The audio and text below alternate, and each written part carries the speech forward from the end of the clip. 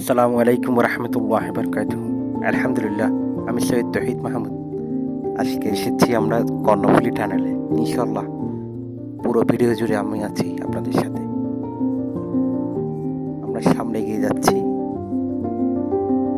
মাশাআল্লাহ, অপরূপ সৌন্দর্য। এই টানেলের প্রতিটি কোণে যেন সমুদ্রের প্রাণ আছে। সামনে চলার পথটা যেন স্বপ্নের মতো লাগছে। মনে হচ্ছে আমি যেন অন্য জগতে ঢুকে গেছি। কোলাহল থেকে দূরে এই টানেলটা অন্যরকম শান্তি দেয়। প্রকৃতির এই সৌন্দর্য সত্যি ভাষায় বোঝানো যায় না, শুধু অনুভব করা যায়। ধীরে ধীরে টানেলের ভিতরে যাচ্ছি। এই যেন এক জাদুর দুনিয়া। এই মুহূর্তটা মনে করিয়ে দেয় প্রকৃতির সৌন্দর্য কত বিশাল আর আমরা কত ক্ষুদ্র। সমুদ্রের নিচে দাঁড়িয়ে মনে হচ্ছে জীবনটা কত সুন্দর, শুধু চোখ খুলে দেখলে তা বোঝা যায়। টানেলের ভিতর প্রবেশদ্বার দেখা যাচ্ছে। আলো ছায়ার খেলা, সমুদ্রের নিচে চলা ভাবতে যেন শরীরটা কেমন জানি শিহরিত হয়ে যায়। এই যেন এক জাদুর দুনিয়া। এই মুহূর্তটা মনে করিয়ে দেয় প্রকৃতির সৌন্দর্য কত বিশাল আর আমরা কত ক্ষুদ্র। এই অভিজ্ঞতাটা যেন সত্যি অবিশ্বাস্য। একবার না আসলে বিশ্বাস হতো না এই যে এমন একটা সুন্দর পৃথিবী আছে। জীবনটা ঘুরে দেখো, প্রতিটা জায়গায় লুকিয়ে আছে এক একটা গল্প। সমুদ্রের নিয়ে আলোয় মনটা যেন শান্ত হয়ে যায়।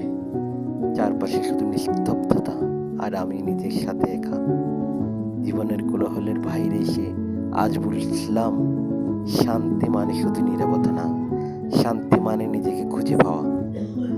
অজানার পথে পা বাড়ালাম। সমুদ্রের নিচে এই রহস্যময় টানেল, প্রতিটা মোড়ে নতুন রং, নতুন জীবন, নতুন ভয় আছে, কৌতূহল আছে।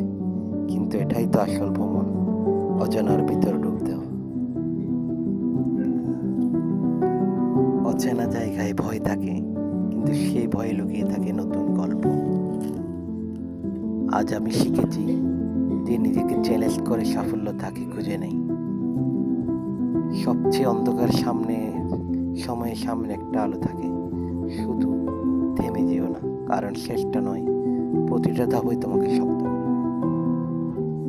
ইনশাল্লাহ আমার ভিডিওটা ভালো লাগলে অবশ্যই আমার চ্যানেলটি সাবস্ক্রাইব করবেন এবং লাইক কমেন্ট করে পাশে থাকবেন। ইনশাল্লাহ ইনশাল্লাহ দেখা হবে নেক্সট অন্য আরেকটা ভিডিওতে। আল্লাহ আপনাদের সবাইকে ভালো রাখুক। আল্লাহ হাফেজ।